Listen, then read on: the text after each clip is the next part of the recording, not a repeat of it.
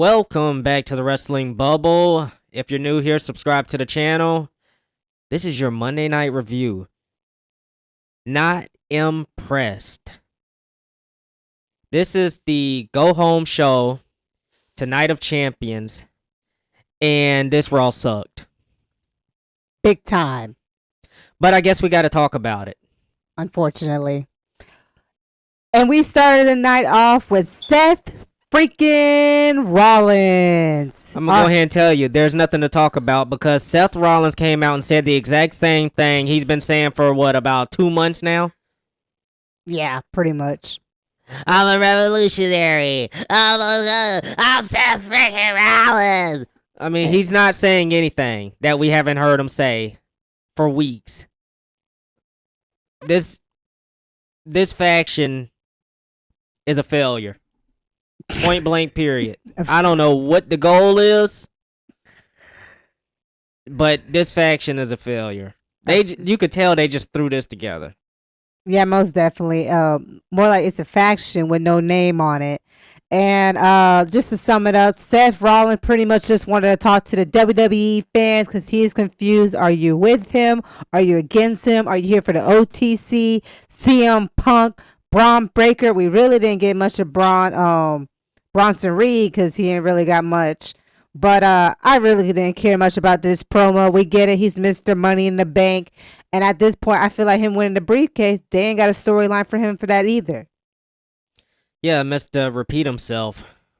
We can move on past this segment. There's nothing, absolutely nothing to go over. Seth freaking Rollins is a Seth freaking bore, okay? And, well, we got the Breaker and Penta match following this, the usual. I feel sorry for Penta. They're already like not pretty much Penta's push is over.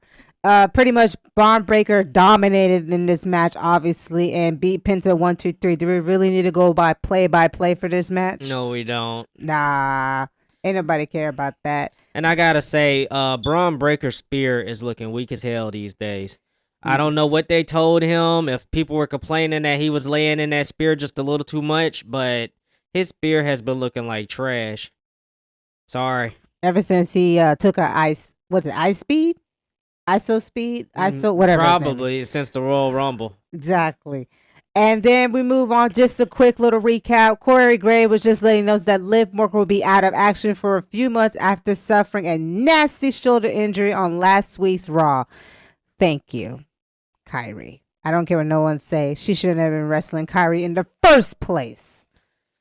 So, nope. Moving on from that, we also got another backstage with Adam Pearce letting AJ Styles know that he will not be facing Dirty Dom at Night of Champions this coming Saturday as Dominic has suffered an injury. They didn't really specify what kind of injury he got. They just say he's injured. That's because Dominic probably don't want to go over there. I guarantee a lot of them don't want to go over there. Exactly. Especially like with, Iran and Israel. All the missiles firing between the two and everything. Yeah, they ain't trying to go over there. I'm going to stay safe in the United States of America. I'm good. I'm going to be with my Wadita, okay? And by the way, Pierce, my toe is aching, okay? So I can't have my match with AJ Styles, but I'll be happy to do it on the next Monday Night Raw. Period.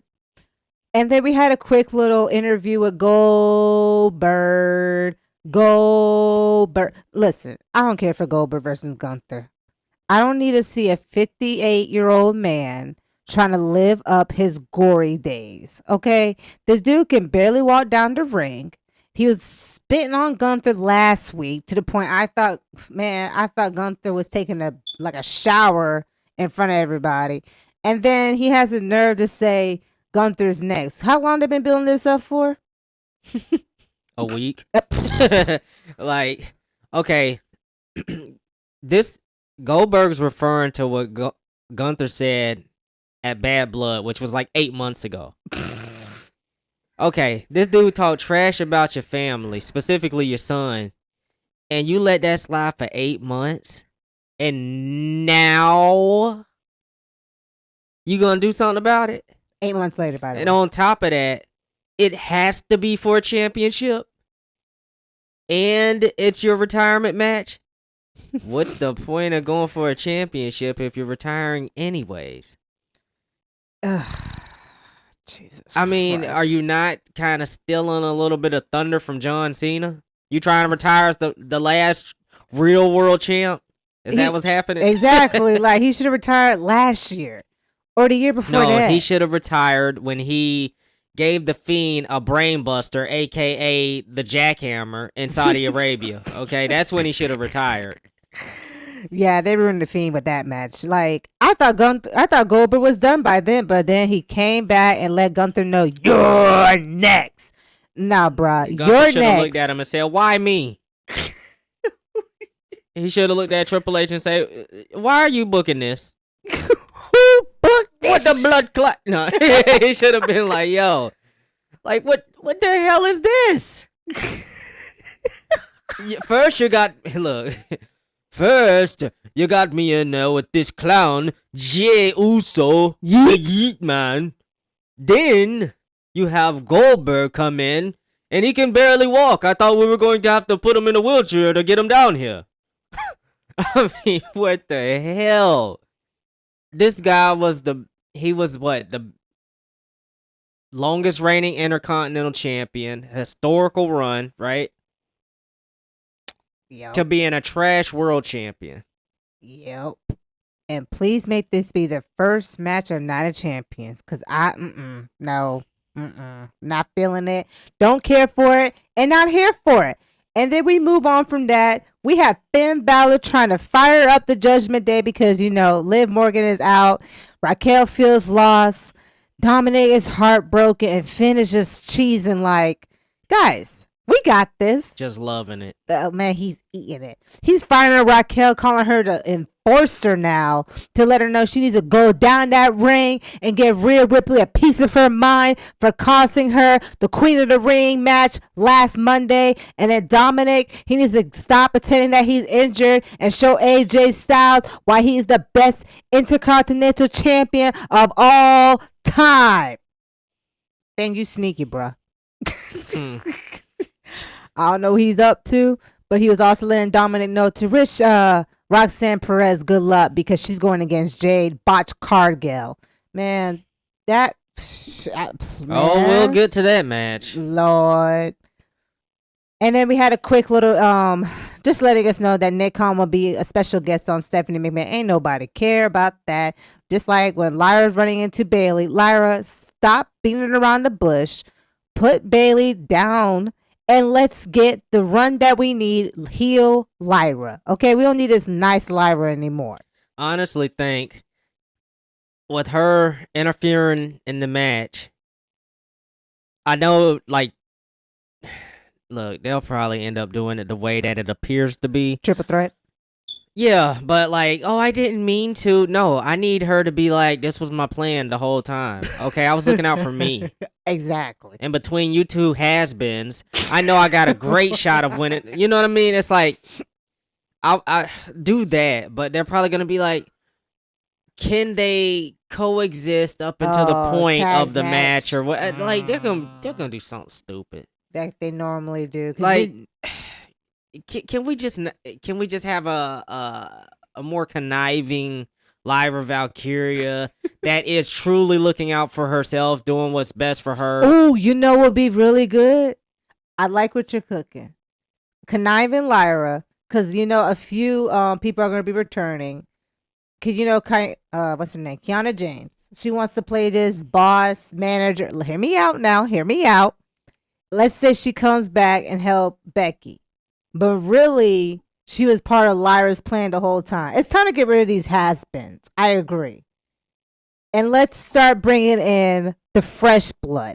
Let's say Kiana James is here to help Becky. And then when it's time for that triple threat, Kiana James, cost Becky the title. Also, Bayley loses too. Bayley takes the pin. And it was Lyra who was manipulating both of them the whole time. Remember, one of Lyra's last words to Bayley was she's going to do his best for her also. Yeah. I get that. Yeah. But I'm gonna tell you, Oh Lord. Kiana James got a better shot at going straight back to NXT Ooh. before she's involved in anything at the top or mid card. I don't see it. I mean, let's just see. Nobody's gonna know who she is. That's why she's better off coming back like that. Yeah, but they don't do that. I know. Look how they took Seth Rollins, put him right back in front of you. He's been annoying us for like the past 7 years. Okay. And they put him front and center. They gave him a microphone. They got Paul Heyman right there, and That's they gave true. Seth the mic. Yeah. These people don't know what they want. I'm Seth freaking Rollins. Nasally. No, nobody wants to hear this dude. Take the mic. Paul Heyman, you supposed to be wise, okay? You know that man don't need a microphone. Take it. Take the mic. Sick your dog on him. Man, I can't believe they had Braun Breaker barking at SmackDown. I was like, what in the... Yeah. What the... I had no words. Just like I had no words for this match, Jade Cargill versus Roxanne Perez for the semifinals. Roxanne deserved better. I don't care if Jade looks the part, tries to talk the part, or dress the part. She is not ready for the main roster, and she's not ready to be our WWE Women's Champion at all. Right now, you could put Lash Legend in that same spot, and she would outshine Jade. Yeah, because she looks the part. She can actually talk on the mic, and she doesn't. Guess what? Botch every move that she tries to do. She sells. Oh my gosh, Jade is like one of the worst signees they ever had. And Lash can actually talk on the mic. Exactly. I mean, can we please? I know the big picture in the future is to push Jade Cargill, but bruh, no, because the moment she gets that belt, that ratings is gonna go down. The women's division is gonna go down, and then we're all gonna be going down. Well, and also they're not gonna book her right anyways. No, most definitely. So not. there's that. Yeah. So I gave this match a botch out of 10. Okay. Because she was trying to hit a power bomb. Well, in all fairness, Roxanne definitely carried this match. Oh, Roxanne looked good in the match as usual. Okay, it's Roxanne. But, I mean, man, even she couldn't stop Jade from botching. Damn. Jade tried to do her finisher. She had to redo it. Well, first she hit her with a power bomb. It was Lord. like she was trying to do like a double power bomb. Nah. Then she just thought about it. She was like, never mind. So then she picks her up for Jade. It hits that. She barely hit that at first. I mean, a botch out of 10, like I said. Moving on. Even the commentary didn't even know how to call her match play-by-play. Nope. Moving on. Get past that stink. Oh, my God. What was next?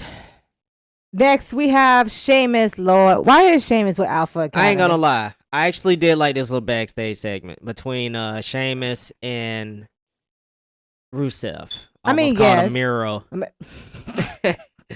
The glory days. Oh, gosh. I mean, I do like Sheamus and Rusev, having beef with each other, but I don't like when Sheamus is around the Alpha Academy. And this is the second week we haven't seen Otis, by the way. Just throwing that out there. So I think he got injured though. He probably did. Yeah. I think he got injured somewhere between Rusev fighting Tozawa or something, or maybe I know at one point he had to get injured. Well, if he's injured, we wish him a speedy recovery. Also, if you're going to be watching Raw next week, it will be starting at 6 p.m. at Netflix, a special little time.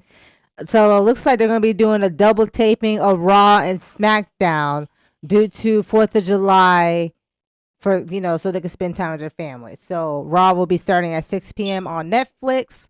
I am really interested what they're going to do with Sheamus and Rusev. Well, I want to expand on that. Sheamus and Rusev, this is a meat match, right? This is like those two that's going to be like hard hitting. It's going to actually look like a wrestling match. Okay?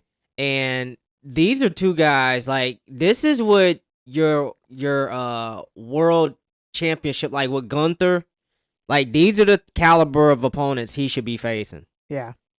Like, not Clown Uso, okay? I mean, you could throw Logan Paul in there. Yeah. I mean, you could throw somebody like Logan Paul. Not everybody has to be like a big giant type of dude, but like these are the type of people he should be facing. These are like legit guys, okay? If he was to tap out to Rusev in like 5-10 seconds, it'd be believable. But tapping out to Jay in like 5 seconds? Come on, man. At WrestleMania? That was embarrassing. You know how many people probably saw Gunther for the first time and they're like, man, this big dude is tapping out to this. Like, what the hell? All he did was a super kick and a Samoan drop and a nothing Uso impressive. Splash, and that was pretty much it. And then he copies everybody else's moves now. So he's just like a Jey Uso with the Miz, because the Miz copied people's moves too. Yeah, but I'm definitely looking forward to Gunther excuse me, I'm sitting here booking in the future here. Sheamus versus Rusev. I think that's gonna be something special. Oh, most definitely. But what's not special was Gunther's promo to Goldberg. Gunther, I'm sorry, you deserve better. Okay. I don't know why they just made Gunther went out there to cut a promo, because he could have just did it when Goldberg last week when he was spitting on his face. And then this week could have just been those two throwing blows. But I guess Goldberg is too old to be throwing blows right now.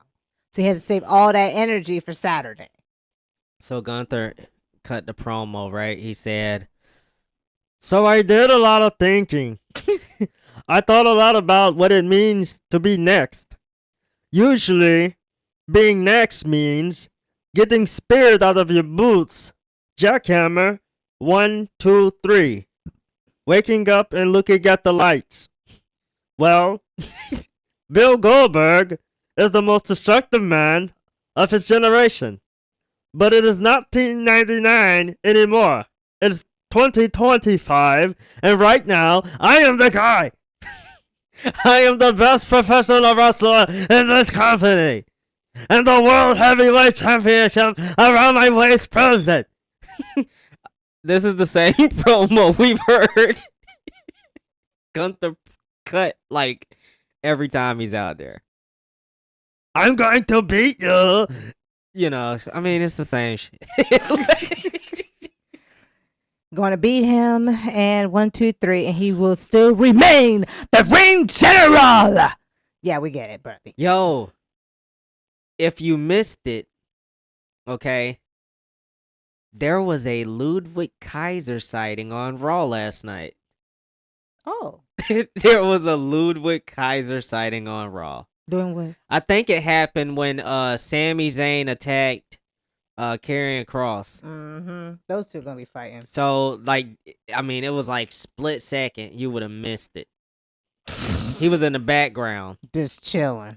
Catering. I mean, listen, man, Kaiser deserves better.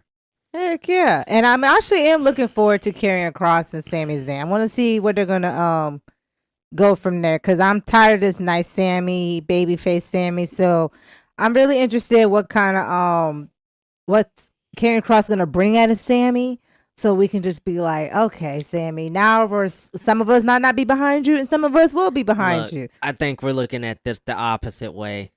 I think it's what Sammy can bring out of Karrion Kross, because this guy isn't exactly known for 5-star bangers. I'm not talking about fighting wise. I'm trying to see what's his character. Okay, character wise, sure. Yeah, character wise. That's still Sammy bringing it out of Karrion Kross. We already know what Sammy can do. I mean, I know he's like kind of annoying, like go away right now, but Sammy Uso, that was the Yeet Man before the Yeet Man. Right. So, yeah. Not much of a build. Nope. 2-minute backstage segments, you know, that's all for you about need. 2 or 3 weeks. And here we are. You know another segment I like? New Day. When Adam Pearce called a New Day into his office, and he said he wanted to talk to the New Day about a match. And then Pearce was like, a match? Because, you know, they don't want to defend the belt. Around here they don't wrestle. Exactly what they were saying. They don't wrestle, and they're not going to defend the belt unless that opponent is a worthy. So now the New Day, I believe, has to defend the belt next Monday against the Judgment Day. And that's a shame because, like, when the way they reacted, that's the first people I thought of was the Judgment Day. You know how like they never defended their titles? Mm-hmm. Yeah. And now they're defending the titles that they never want to defend against the Judgment Day, who honestly should never get them titles back because they didn't do anything with them. All they did was sat there for what they had it for like 90 days and defended it like one time. If they keep this storyline, and you notice Grayson Waller has been around them too.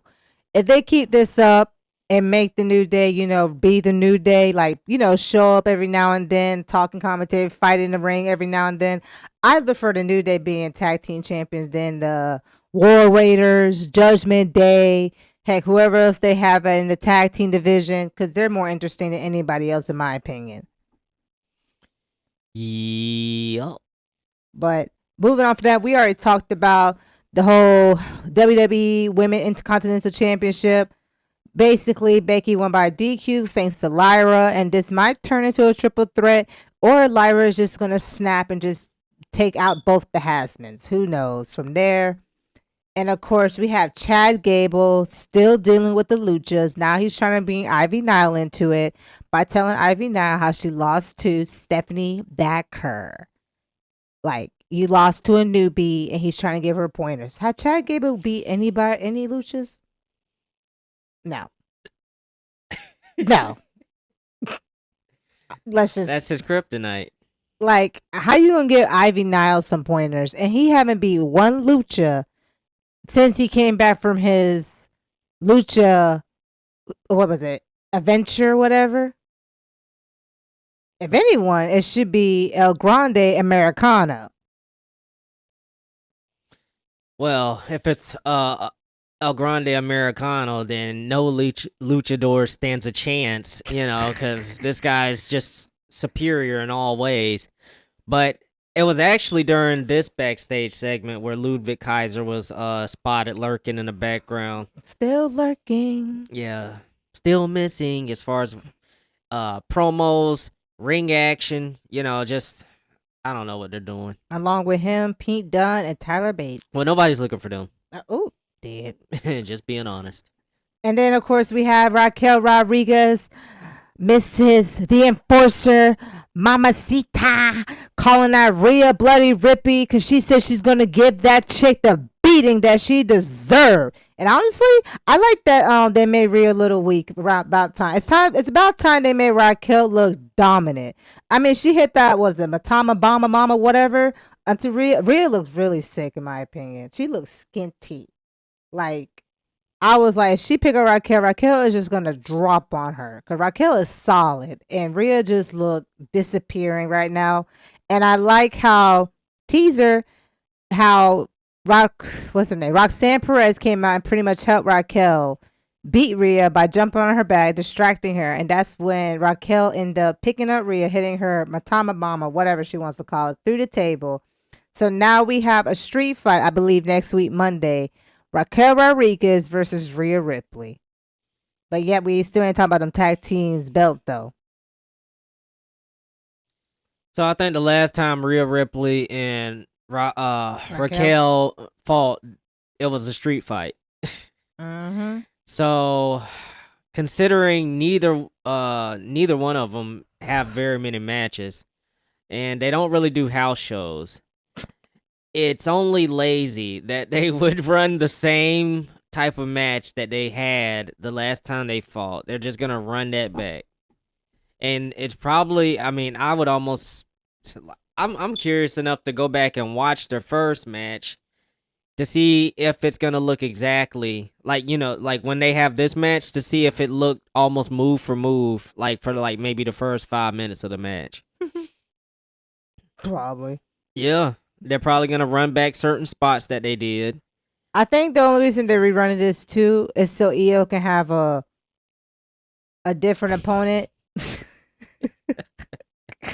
Because now you see Asuka is in the running trying to get a title shot. She is pretty much in the finals for the Queen of the Ring. And she already let Io know I will see her at SummerSlam, which pretty sure everyone is basically thinking it's going to be Jade Cargill now that it has been told that she's supposed to be getting a push. But they are pushing the wrong damn women for I this. They put the know. wrong women in the tournament, and I that the wrong know. women are progressing in the tournament. It's like, what, man, you know, if they would have did right by this Queen of the Ring tournament, then I think more people would be looking forward to that Evolution pay-per-view. Yeah. It's like they're not thinking about this stuff. Because when you make this extra boring, okay, and then we get like Becky Lynch versus Bayley. Come on, man. There's way more talent. They always talk about how stacked the women's roster are, right? Main roster and NXT. I don't see it on the main roster. I mean, everybody and their mama saw Roxanne beating up Jade last night. But Jade has to go forward because she's getting the rub. That's why I'm not liking Jade versus Asuka. Because it's like, let's say Jade beats Asuka. Are we supposed to believe that Jade actually can beat Asuka? I would much rather see Roxanne versus Asuka. Me too. That would actually be a good match. They actually work really well in the ring. Jade, to me, doesn't really work very well with no one in the ring because she always want to look like the dominant the whole time. No matter how... She just looks like she's trying to remember what move they're supposed to do next. Yeah, she looks sloppy. I'm sorry. Not feeling it. I know she didn't want to go to NXT, but she needs to get some proper training or something because this ain't for... Nah. She could benefit from house shows, honestly. She's one of the ones who could benefit from more reps in a company that, you know, everything's cookie cutter. So, like, the more reps she gets, the more second nature it could possibly become for her. But the fact that they don't really do house shows, I don't know if they don't do them at all, but like I know they started doing a lot less.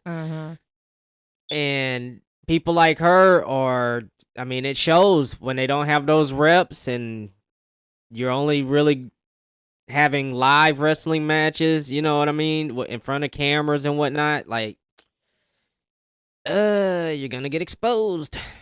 And that's exactly what's been happening. That's what happened with like Kyrie and the crazy botches that led to, you know, injuries for Liv Morgan and Zoe Starks. Lord. And it seemed like Zoe was just about to start getting some kind of push or something. Oh yeah, but that's unfortunate. I wish them both a speedy recovery. And guess what? Adam Pearce has made it official. Sami Zayn will battle Karrion Kross at WWE Night of Champions. Oh boy! Last time I said this is Night of Champions. Yay! Why are we not seeing more champions defending their belts at Night of Champions? Only 2 championships, I believe. Yeah, only 2. Who? You got Gunther. Oh, forgot about that match already. And who else? Yeah, John Cena. CM Punk and John Cena. And that's it. Night of Champions. Oh, yeah. Isn't Zelina defending hers? I thought that was on SmackDown this week. Nobody cares. Both of them don't get reactions anyways. Moving on to the main event. Speaking of Snoresville, we had Cody Rhodes versus main event Jey Uso in the semifinal round match for the King of the Ring. I fell asleep through this match probably 3 times already. This match, I don't care what everybody say, if it was awesome or whatever. This match was boring. Boring. You hear me? One more time. Say it with me. Boring. I fell asleep 3 times, I fell asleep 3. I almost forgot that this match was going on because it was just the same old. Super kick, Cody cutter, Cody getting hype, more super kicks, Jay trying to Uso splash. What do you think? I really didn't care for the match. Nope. Like, Nothing about Cody or Jay excites me, gets me amped, gets me looking forward to whatever they're about to do. Like, they're boring. They're plain. Like, Jay has the entrance, okay? Yep. Cody has his entrance, his woes. After that, nothing. They're both very boring. Like, I can't get excited. Even if they do have a good match, like, why would I care? Cause like once the match is over, they either have to get on the mic or whatever, and then I'm just gonna be bored with them again. So yeah. Yeah, and now to fast forward, we already know Cody won. So now we're gonna have Randy Orton versus Cody Rhodes. Whoa! Just saying that I wasn't excited. I don't like Randy Orton is great, but I'm just tired of seeing the same old people trying to like fight for the belt. I wanted some fresh new faces, something new, something refreshing, something interesting, and instead we get Randy Orton and Cody Rhodes. Lord. No. Well, that's that excellent booking. I'm just so bored from that. I mean, we already have CM Punk versus John Cena. A repeat match from what? They haven't wrestled each other for what, 2013? Who cares? Okay. I would rather see R-Truth versus John Cena because that's something I haven't seen before. But we also didn't see Ron Killings on the show, did we? Oh, but right now, I think they're still going to keep him on SmackDown for right now. All right. We're just doing that. What draft? But overall, Raw was boring. The road to Night of Champions did not really make me want to see the Night of Champions, but unfortunately, we got to watch it so we could do a review on it. I mean, nothing really was like, oh my gosh, this stood out. This was the highlight of the night. No, none of that really stood out for me. I mean, no, nothing. Can't even think of it. This is going to be WrestleMania 41 Part 2. Oh, Part 3. Continued. Oh, done. Like, the presentation's going to be there for Night of the Champions. Or, yeah, like, it's going to be big time presentation. Mm-hmm.